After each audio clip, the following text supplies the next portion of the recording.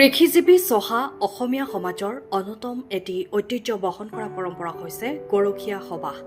সমাজখনক আধ্যাত্মিক দোলেৰে একত্ৰিত কৰা এক পৌৰাণিক ব্যৱস্থা। অৱশ্যে কালক্ৰমত এই গৰখীয়া সবাহ বহু গাঁৱত উদযাপন নকৰা হৈছে যদিও পূৰ্বৰ পৰম্পৰা ধৰি ৰাখি টিয়কৰ কাৱৈমাৰী কলবাৰী গাঁৱৰ ৰাইজে অনুষ্ঠিত কৰিছে গৰখীয়া সবাহ। শ্ৰৱণ কীৰ্তন কৰিছে শিশু কৃষ্ণ কথা। ইপিনে এই গৰখীয়া সবাহৰ লগত সংগতি ৰাখি শেহতীয়াকৈ হাইস্কুল শিক্ষান্ত আৰু উচ্চতৰ মাধ্যমিকৰ চূড়ান্ত পৰীক্ষাত বিশেষ পাৰদৰ্শিতাৰে অতিকৈ পিছপৰা কাৱৈমাৰী কলবাৰী অঞ্চলটোলৈ গৌৰৱ কঢ়িয়াই অনা কৃতি ছাত্ৰ ছাত্ৰীসকলক সম্বৰ্ধনা জনোৱা হয়।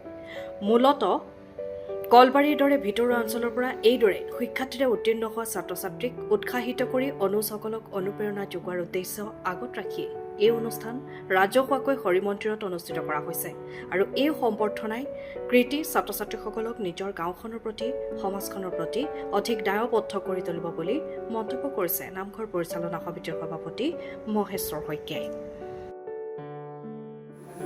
আজি কাৱৈমাৰী কলবাৰী গাঁৱৰ পুৰণা ঐতিহ্য সংস্কৃতি ৰক্ষা কৰি গৰখীয়া সভাভাগৰ আয়োজন কৰা হৈছিল। এই গৰখীয়া সবাহৰ লগতে সংগতি ৰাখি গাঁৱৰ দুগৰাকী মেধাৱী ছাত্ৰীক আমি সম্বৰ্ধনা অনুষ্ঠান পাতিলোঁ আৰু সম্বৰ্ধনা অনুষ্ঠানত তেওঁলোকক দীৰ্ঘায়ু আৰু সুস্বাস্থ্য আৰু ভৱিষ্যত সুশিক্ষাৰে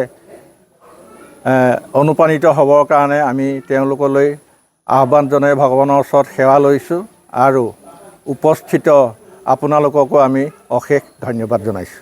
আমাৰ কাৱৈমাৰী অঞ্চলটো বান অধ্যুষিত অঞ্চল।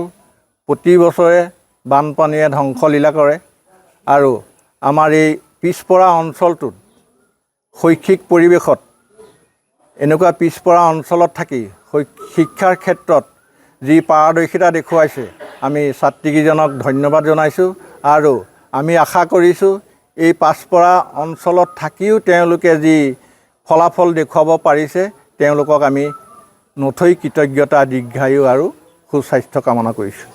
অনুজসকলৰ প্ৰেৰণা হ'ব আৰু এই তেওঁলোকৰ এই ফলাফলে উঠি অহা অনুজসকলৰ বাবে প্ৰেৰণাৰ উৎস হ'ব আৰু উঠি অহা যিসকল ছাত্ৰ ছাত্ৰী আছে তেওঁলোকে এই অগ্ৰজসকলৰ অনুপ্ৰেৰণা লৈ তেওঁলোকৰ লগত আলোচনা কৰি তেওঁলোকৰ অনুপ্ৰেৰণা লৈ আগবাঢ়ি যোৱাৰ আমি প্ৰয়াস কৰিছোঁ।